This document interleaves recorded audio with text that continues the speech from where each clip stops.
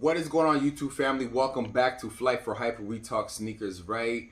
It's your boy CJ, man, coming at you guys with another sneaker review. I swear I've been going hard with the sneaker reviews lately, man. Shout out to all you guys who have been supporting me. I definitely appreciate it. Today we are talking about the...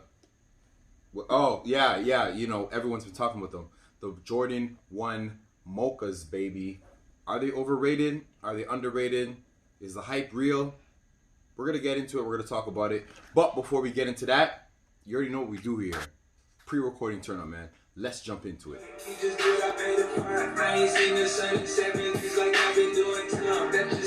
You too, man. Thank you guys so much for tuning in to another episode of Flight for Hype, where we talk sneakers, right? It is your boy CJ, man. I'm back with another sneaker review. And honestly, I was just going to do these and like get these for a review. But then my boy dropped them off to me and I was like, yo, I'm actually gonna have to cop these because these are just way too fire, man. Of course, I'm talking about the Jordan 1 Mochas, baby. Everybody's been talking about them. Now, these did drop October 31st. My boy 96, man, link is right there. He hit me up with my pair. They are a size 10 and a half size up from my regular size, but you know what, it's all good because these are definitely not only wearable, but they are definitely, I'm okay with it being like a half size bigger. Like I'm okay, like I'm only gonna rock them at certain times anyways. So let's jump into the details first, then we're gonna come back, we're gonna talk about resale.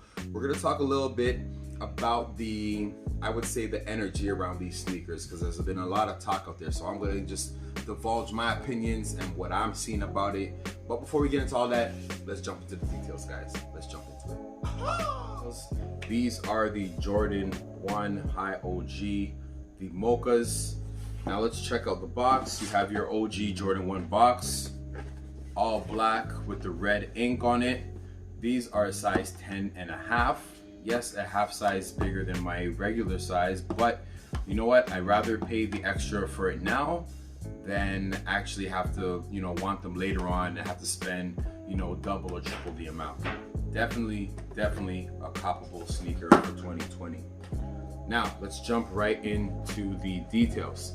Starting off right at the toe cap, you have a black leather, very smooth, very nice and soft. Moving up to the toe box, you have this nice white leather. As you can see, the air holes there.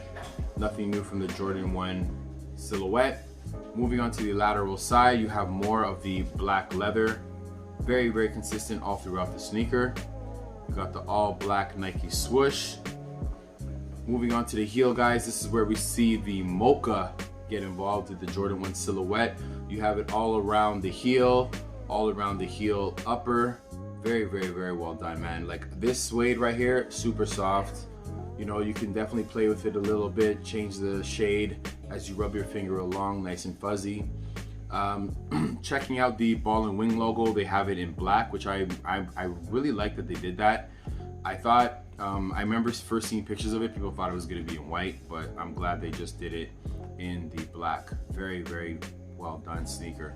Moving on to the medial side, more of the same from the lateral side, guys. You have your black Nike swoosh, you have the Mocha color suede finishing up the wrapping along the heel there.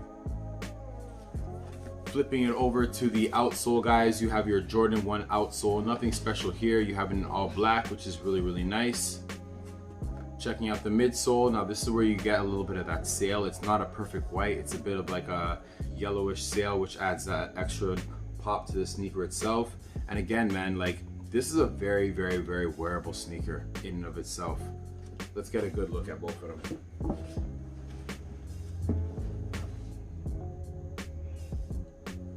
Yeah, I wasn't gonna cop these, but then like shout out to my boy 9 who got me this pair. At first I was just gonna do a review on them, and then he came into the whip and he's like, he showed me the sneakers, and I was like, damn bro, I'm gonna have to cop these. Like, I don't know if I can give these back to you. Shout out to him, man. Link is right there. If you guys are still looking for a pair of these in Toronto, or looking for any exclusive sneakers that are super hyped and they're all sold out everywhere else, I guarantee my boy's got a pair, so make sure you check him out.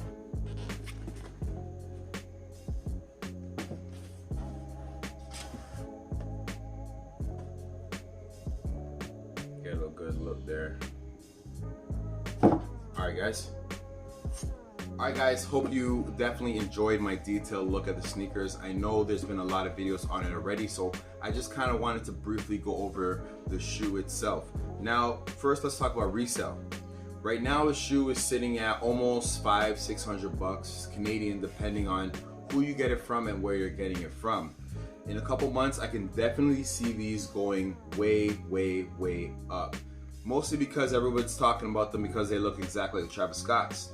Now, I don't own a personal pair of the Travis Scott's, but I do know people and friends who have, and I've seen them. And I can tell you right now, the Travis Scott's ain't got nothing on these right here. The Travis Scott's are a whole different beast, a whole different breed in and of itself. People need to stop comparing it.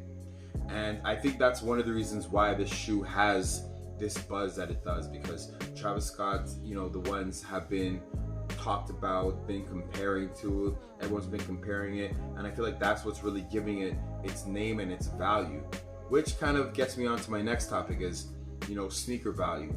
I've watched a lot of sneaker YouTubers that I follow do this sneaker review, and a lot of us are saying these sneakers are going to go up. A lot of us are saying that these are a super hype shoe, and I started thinking, like, these companies like Nike that create these shoes, they don't really know what the hype is going to be. You know, guys, you have to understand, we create the hype.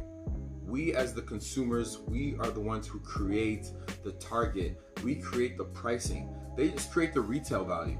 That's it. As soon as it gets into retail, boom, we create the hype. It's us, guys. If every YouTuber now all of a sudden started saying, you know what, the Mochas, they're a sleeper shoe, they're really not that nice, I'm not liking the leather, I'm not liking this, blah, blah, blah. Not only would nobody would buy them, but nobody would ever have to pay $400, $500, $600 for the sneaker. We create the value ourselves. We're the ones making us spend all this money. We can't blame it on the resellers that are going out buying 10, 12, 15, 20 pairs of the same sneaker. You can't blame them. We've given them the opportunity to make money, guys.